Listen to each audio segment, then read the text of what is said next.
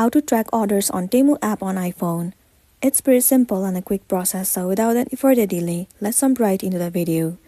First thing first, move into your application Temu, or you can visit the website as well. Once you're inside the page, make sure that you are logged into the specific account in which you have ordered. Once you're in the page, click on your profile icon at the top right corner of the screen. And then simply click on Orders. In this page, you will be able to see tons of different sections. You can see processing, shipped, delivered, and returns. If your package is in process, then it will be shown to you in this page. And if it has been shipped, then it will be available to you in the shipped option. And once it has been delivered, then the order will be in the section of delivered. So this is simply how you can track the orders that you have ordered from Temu. If this video helped you out, give it a like and check out our next tutorial. Thank you.